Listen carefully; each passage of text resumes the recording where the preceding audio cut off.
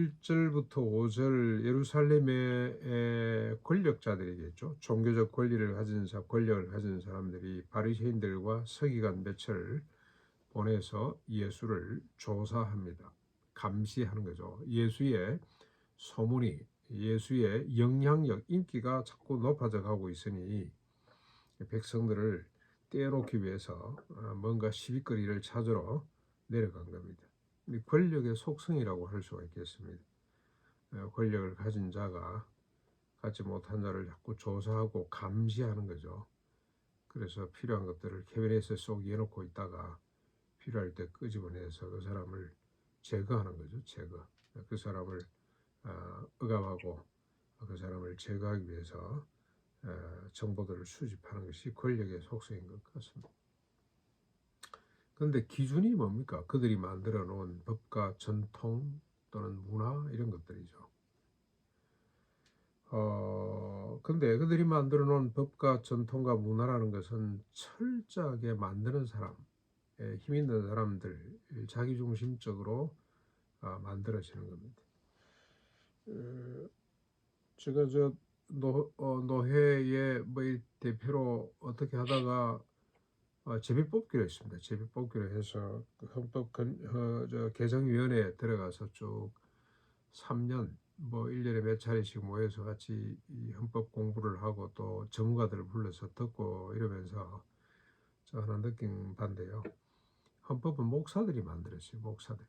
대한민국 우리 교단 고신 교단의 헌법은 목사들이 만들었습니다. 목사들이 만드니까 철저하게 목사 중심의 법입니다. 목사에게 아주 유리한 법입니다. 예를 들어서 목사가 마음에 안 든다. 교인들이 어떻게 쫓아낼 방법이 없습니다. 결국 나중에는 여러분 우리가 주변에서 보다시피 전부 다 돈 주고 그래서 또 교인들 떼주고 이래가지고 억지로 내보내야만 됩니다. 그 목사에게 아주 유리하도록 되어 있습니다. 그래서 대한예수교 장로의 헌법이 아니고 목사의 헌법이라 그런 이야기가 나올 정도로 목사 중심이라 이번에는 이 헌법개정위원회를 그 목사 15명인데 목사 8사람, 장로 7사람으로 조정을 해놨어요.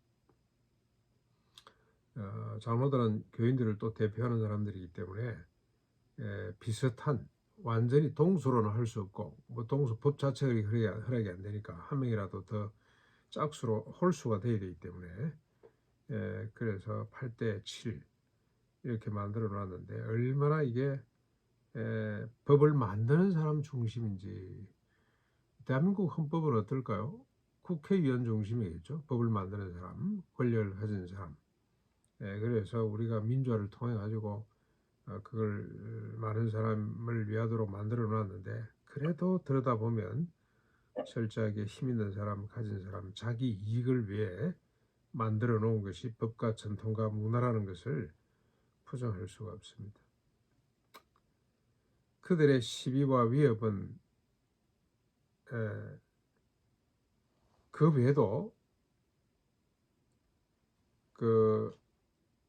그들이 시비거리는 뭡니까? 이 우리가 만들어 놓은 법대로 왜 안 하고 마음대로 너희들 하냐. 근데 그게 이제 시비를 건 게 너무너무 참 유치하기 짝이 없는 겁니다. 왜 밖에 나갔다 들어오면 이 손을 씻어야 되는데 부정한 손, 씻지 않은 손으로 음식을 먹는가가 그들이 시비를 거는 내용입니다. 요즘 권력을 가진 사람 시비거리 서로 시비하는 거 보면 참 기가 찬 내용들이 많죠. 법인카드로 10몇만 원 밥 먹었다고 그것 가지고 지금 기소당하고 법정에 끌려가고 하는 걸 우리가 보게 되는데 그때나 지금이나 인간의 이 모습은 비슷하다는 생각이 듭니다. 자, 여기에 대해서 예수님이 어떻게 응수합니까? 6절로 13절까지 먼저 이사야 29장 13절이죠. 인용을 해서 그들의 모순을 지적합니다. 입술로는 주를 공경하는 것 같지만 마음은 멀다. 잘 하나님을 따르는 것 같지만 마음은 하나님께로부터 멀리 떨어졌다. 사람의 계명으로 교훈을 삼아 가르치니 주를 헛되이 경배하고 있다. 하나님의 계명을 버리고 사람의 전통을 지키고 있다. 이런 일이 한두 가지가 아니다. 안식일법도 마찬가지죠. 모르겠습니다. 지금은 유대인들이 안식의 법을 얼마나 발전시키는지 모르겠는데, 그래서 뭐 몇 킬로를 갈 수가 있냐, 뭐 안식일에 뭔 하고 뭐 하면 안 되냐, 이런 것까지 전부 다 뭐 기록을 해놨다 그러는데, 안식일의 법의 하나님의 원래 뜻은 뭡니까? 사람을 존중히 여기는 법이죠.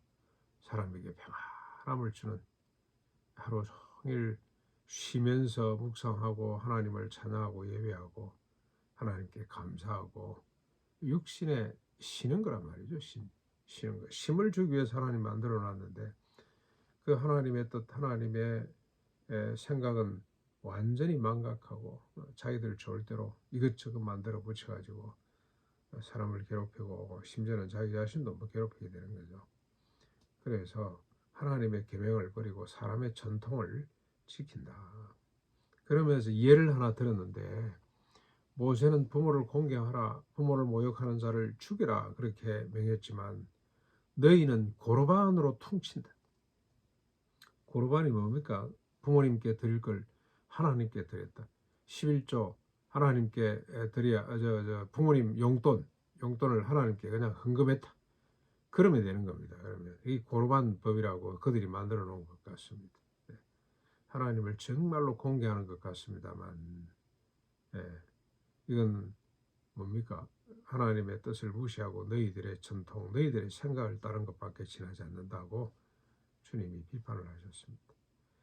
오늘 말씀을 가만히 보면은 부모 공경은 구체적으로 필요한 것을 채워드리는 것이 하나님의 뜻이구나 하는 걸 우리가 발견하게 됩니다. 심지어 뭐 더 적극적으로 말하면 부모를 하나님과 동급으로 생각을 해야 된다는 거죠. 주 안에서라고 하는 단서가 있기는 합니다. 그리고 또 주님께 부름을 받을 때는 부모 형제도 다 그냥 떠나가야 됩니다. 그런 뭐 몇 가지 예사이 있기는 합니다만, 일반적으로 부모님을 하나님처럼 공경하는, 자기 부모를 공경하지 못하면서 하나님을 공경한다는 것은 거짓말이죠. 1차적으로 모든 인간관계의 첫 번째 단계는 부모 공경인데, 그것도 구체적으로 필요한 것들을 채워드리면서 부모에게 해야 될 일을 하나님께 했다고 통칠 수 없다는 겁니다. 그리고 하나님은 고르반이 필요 없는 거죠. 하나님은 뭐 물질 요구하시는 분이 아닙니다. 하나님은 아무것도 필요치 않은 분입니다. 오히려 하나님을 섬기는 것은 부모를 섬기는 것과 같습니다. 하나님을 섬기고 싶은 자는 형제를 섬기고 부모를 섬기고 이렇게 생각하는 것이 성경적입니다. 오늘도 우리가 이미 부모가 떠났습니다. 떠나고 안 계신 분들도 많고, 그리고 또 저 같은 경우는 아직도 어머님이 살아 계십니다만, 이 부모님께 해야 할 도리를 잘 감당하고, 우리 주변에 있는 교회는 또 한 가족 아닙니까? 그렇죠? 예수님이 만들어 놓으신 새 가족의 법에 따라 우리 주변에 있는 연세 드신 분들, 우리가 부모를 공경하듯이 돌아보되 그들의 필요까지도 살펴보는 이런 우리의 삶이 됐으면 좋겠습니다.